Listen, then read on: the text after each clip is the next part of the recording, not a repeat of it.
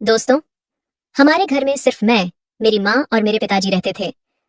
मेरे पिताजी अपने काम की वजह से महीने में 20 दिन बाहर ही रहते थे। मेरी और माँ की उम्र में केवल 20 साल का फासला था। एक बार हमारी नौकरानी 20 दिनों की छुट्टी पर चली गई, तो माँ ने नई नौकरानी लाने के बजाय खुद ही सारे घरेलू काम संभालने का फैसला किया।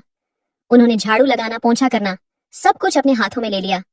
पहले दिन शाम के वक्त जब माँ ने झाड़ू लगाना शुरू किया, तो उन्होंने अपनी साड़ी का आंचल कसकर कमर में ठूंस लिया था। झाड़ू लगाने के बाद माँ ने फर्श पर पोंछा लगाना शुरू किया। इस दौरान उन्होंने अपनी साड़ी और पेटीकोट को थोड़ा ऊपर खींच लिया, जिससे उनके पैरों का निचला हिस्सा नजर आने लगा। माँ को इस हाल में देखकर मेरे मन में कुछ अनजाने से विचार उमड़ने लगे। हालांकि मैं चुपचाप खड़ा रहा। अब माँ हर दिन इसी तरह कपड़े संभाल कर घर का काम करने लगी। एक दिन जब माँ फिर से वही काम कर रही थी, तो मैं खुद को रोक न सका और बोला, माँ, तुम इस तरह के कपड़ों में ये काम मत करो। माँ ने मेरी ओर देखा और पूछा, क्या बात है बेटू? मैंने कहा, माँ, मुझे ये ठीक नहीं लगता। माँ ने उत्सुकता से पूछा, क्यों? तुझे क्या परेशानी हो रही है? तब मैंने हिम्मत करके कहा, माँ, तुम्हें इस तरह देखकर मुझे कुछ अटपटा सा लगता है।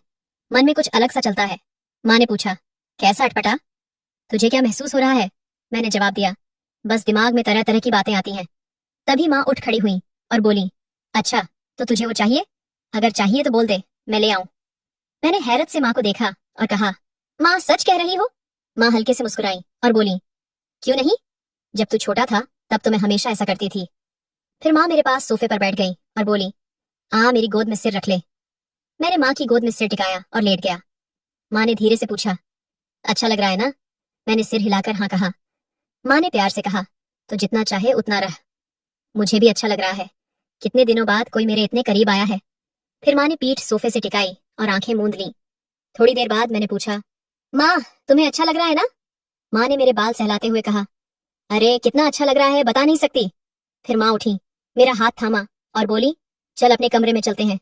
हम कमरे में पहुंचे। माँ बिस्तर पर लेट गई और बोली, आ, मेरे पास आ जा। मैं माँ के पास गया और बोला, मतलब हम पहले कब ऐसे बात करते थे? मैंने मना नहीं किया, पर ऐसा कुछ मैंने सिर्फ फिल्मों में देखा था। तभी माँ ने मुझे अपने पास लेटने का इशारा किया। मैं माँ के बगल में लेट गया। वो मेरी ओर पलटी और मुझे पास खींच कर बोली, बेटू, अब अच्छा लग रहा है ना? मैंने माँ की ओर देखते हुए कहा, ये सवाल क्यों माँ? ये मेरे जीवन का पहला ऐसा पल है। मुझे तो विश्वास ही नहीं हो रहा कि ये इतना सुकून देगा। और तुम्हें? माँ ने मेरे माथे पर हाथ फेरते हुए कहा, कई सालों बाद आज दिल को राहत मिली है। तूने बहुत प्यारी बात कही, मुझे खुशी दी, जैसे किसी ने मुझे झरने में नहला दिया हो।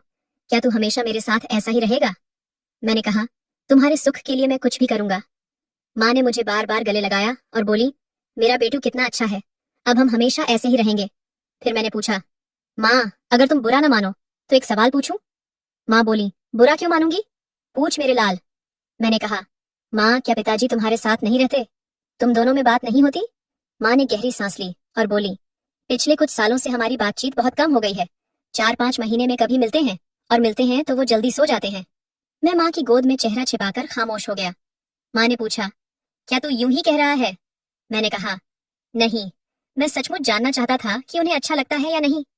माँ मेरे सामने आई और मेरे गाल पर हल्के से थपकी देकर बोली, हाँ, किसे अच्छा नहीं लगेगा? तूने तो अभी अनुभव किया ना। फिर माँ बोली, चल फिर कभी करेंगे, अभी बहुत काम पड़ा है, मुझे उठना होगा, रात का खाना भी तैयार करना है। इतना कहकर माँ चली गई। मैंने पूछा, माँ, क्या आज फिर आओगी? माँ बोली, हाँ मेरे बच्चे, आज ही और पूरे मन से। फिर माँ हॉल में गई, कपड़े बदले और खाना बनाने लगी। मैं भी पीछे पीछे गया और कुर्ता पहन लिया। जब माँ ने खाना बना लिया तो हमने साथ बैठकर खाया। खाने के बाद माँ ने सब साफ कर दिया। मैंने कहा, माँ, तुमने कहा था ना कि बात होगी? माँ ने मेरे कंधे पर हाथ रखकर कहा, हाँ बेटू, चल कमरे में। हम कमरे में गए। माँ हंसते हुए बोली, बड़ा समझदार हो गया है बेटू। मैंने जवाब दिया, मैंने पहले ही कहा था, अब तुमने देख लिया ना। माँ मेरे पास आई और बोली, जरा ठहर। वो थोड़ा दूर खड़ी हो गई और बोली, मैंने तुझे पहले ही बताया था, मेरे कहे बिना पास मत आना। मैंने सिर हिलाकर सहमति दी। अब मैं माँ को देख रहा था। माँ ने फिर कहा, मैंने क्या कहा था बेटू? मेरे बोलने से पहले पास मत आना। मैं वहीं ठहरा रहा। माँ ने मेरी ओर पीठ की और बोली, सुन ले, फिर से कह रही हूँ, मेरे कहे बिना पास मत आना। इतना कहकर माँ चुप हो गई। मैं चुपचाप उन्हें देखता रहा। थोड़ी देर शांति रही। फिर माँ ने हाथ से इशारा किया और बोली, अब आ मेरे पास। मैं माँ के पास गया। माँ धीरे धीरे शीशे के सामने खड़ी हो गई। मैंने कहा, माँ, हाथ बगल में करो। माँ बोली, क्यों, क्या तकलीफ है? मैं हैरान सा देखने लगा। फिर मैंने माँ को अपनी ओर मोड़ा। माँ ने मेरा हाथ पकड़ा और बिस्तर के पास ले गई। मैंने कहा, माँ, अब सीधे खड़ी हो और हाँ, आंखें खोलकर मेरी ओर देखो। माँ ने आंखें खोली। माँ ने हाथ कमर पर रखे और प्यार से मुझे देखा। मैं कुछ पल उन्हें निहारता रहा। माँ शर्माकर बोली, तू, तेरे पिताजी ने भी मुझे कभी ऐसे नहीं देखा, पर तू अब देख लिया ना। फिर माँ बोली, अब लेट जा। थोड़ी देर बाद माँ बोली, अरे तूने मुझे कितनी जोर से थामा था। मैंने फौरन माफी मांगी। माँ ने प्यार से कहा, कोई बात नहीं, गुस्सा आने पर ऐसा हो जाता है। मैंने हाँ कहा। माँ बोली, अब मैं थक गई हूँ, मुझे सोने दे। मैंने पूछा, माँ, क्या आज मैं तुम्हारे पास सो सकता हूँ? पिताजी आ गए तो फिर मौका नहीं मिलेगा। माँ हंसकर बोली, अरे इसमें पूछने की क्या बात, यहीं सो जा, मुझे भी अच्छा लगेगा। और जब पिताजी आए तो चाहे तो बहाना बनाकर दूसरी जगह चले जाएंगे, मैं सब देख लूंगी। मैंने फिर पूछा, तो मैं ऐसे ही सो जाऊं? माँ मुस्कुराई और बोली, तू तो बड़ा शैतान है, मेरी गोद में सो नींद अच्छी आएगी। मैंने फिर पूछा, सच में? माँ ने मुझे पास खींचकर कहा, हाँ, कभी कभी तेरे पिताजी भी ऐसा चाहते हैं तो उन्हें भी यही कहती हूँ। फिर माँ मुझे प्यार से सहलाने लगी। थोड़ी देर में मुझे नींद आ गई। कुछ समय बाद आंख खुली तो घड़ी देखी, 2 घंटे बीत चुके थे। मैंने माँ को देखा, वो जाग रही थी और मुझे प्यार से निहार रही थी। माँ ने पूछा, नींद हो गई? मैंने कहा, नहीं, पर तुम अब तक जाग रही हो। माँ ने मेरे गाल पर हाथ फेरते हुए कहा, मुझे नींद नहीं आई, बस तुझे देखती रही। माँ बोली, चल फिर से थपकी देकर सुला दूं।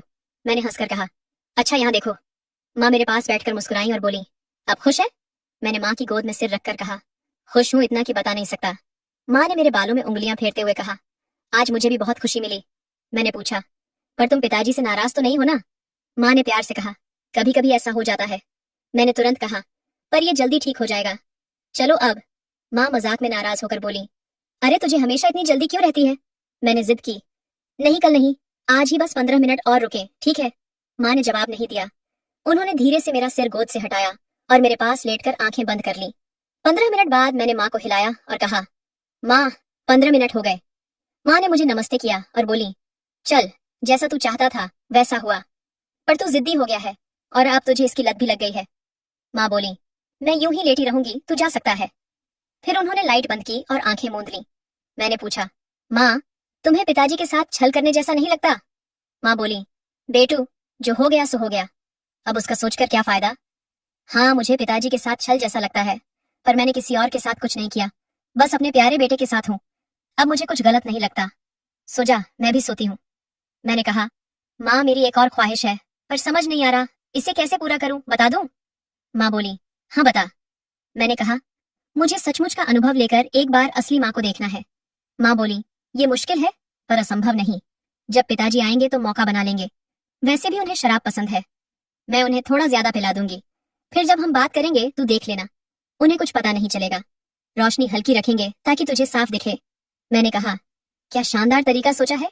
माँ बोली, पर जब पिताजी से बात होगी तो तू मना तो नहीं करेगा ना? मैंने कहा, अरे जब वो होंगे तो मेरा काम जल्दी कैसे होगा। माँ बोली, फिक्र मत कर, जैसे ही बात खत्म होगी मैं तेरे पास आ जाऊंगी, मैं सब संभाल लूंगी। फिर हम सो गए। अगले 2-3 दिन ऐसे ही गुजरे। पिताजी के आने तक मैं और माँ दिन में 3 बार बाहर टहलने जाते रहे। 7 दिन बाद पिताजी लौटे, पर 3 दिन बाद फिर चले गए। उसी दिन माँ की दोस्त शालिनी हमारे घर आई। मुझे उनकी बातों में रुचि नहीं थी तो मैं अपने कमरे में चला गया, पर उनकी आवाज मेरे कानों तक पहुंच रही थी। शालिनी बोली, क्या हाल है सुनीता, सब कैसे चल रहा है? आज तू बहुत खुश दिख रही है, क्या बात है? माँ बोली, हाँ, सच में मैं बहुत खुश हूँ, मेरी परेशानी हल हो गई। पर तू उदास क्यों लग रही है? शालिनी बोली, मैंने कोशिश की पर कुछ नहीं बन पाया। ये सुनकर मैं उनकी बातें गौर से सुनने लगा। माँ बोली, शालिनी, मुझे अब भी वो सम्मान नहीं मिलता। शालिनी ने पूछा, सच में? माँ बोली, हाँ, वो 1-2 बार बात करते हैं, पर 2-3 मिनट में काम पर निकल जाते हैं। मुझे बहुत गुस्सा आता है, मन जलता है, चिढ़ होती है। मैं बार बार प्यार से समझाती हूँ, सोचती हूँ कि अगली बार शायद रुके, मेरा मन ठंडा हो, पर कुछ नहीं होता। शालिनी ने पूछा, पर सुनीता, तुझे कोई रास्ता तो मिला होगा, किसी दोस्त से बात की? माँ बोली, देख शालिनी, फोन तो तेरे घर में ही है, तू अपने रोहन को क्यों नहीं बुलाती? अच्छा नौजवान है, तेरी मदद करेगा। शालिनी चौंकी और बोली, अरे ये क्या कह रही है, लगता है तुझे कोई अनुभव है। माँ बोली, हाँ यार, अपने तजुर्बे से कह रही हूँ। 6-7 दिन पहले मैंने बेटू को कुछ सिखाया था। पहले वो हिचक रहा था, फिर मान गया। मुझे भी थोड़ा बुरा लगा, पर सोचा अपनी राह खुद बनानी है, फिर उससे काम करवाया। वो बहुत अच्छे से बोलता है, मेरा पूरा ख्याल रखता है। अब तो 7 दिन से हम दिन में 4 बार मिलते हैं। माँ बोली, शालिनी तू रोहन से बात कर। अगले 5-10 मिनट तक माँ ने रोचक बातें की। मैं कमरे से झांकने लगा।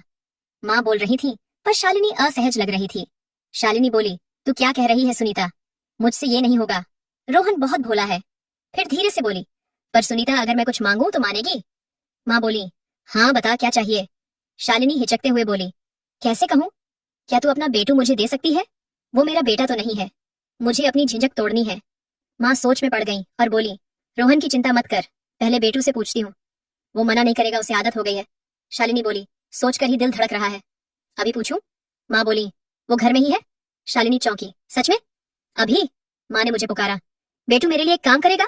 मैं बाहर आया, हंसी छूट गई और बोला, क्या है माँ? माँ ने परिचय कराया, बेटू ये मेरी दोस्त शालिनी है, ये तेरी मौसी लगती है। इसका एक काम था, मेरे लिए करेगा? मुझे हंसी आई और मैंने कहा, माँ आपका काम हो गया समझो, मैं तैयार हूँ। मैंने सब बातें सुन ली। शालिनी मौसी शर्मा गई। माँ ने पूछा, बता कब और कहाँ? शालिनी धीरे से बोली, आज भी हो सकता है।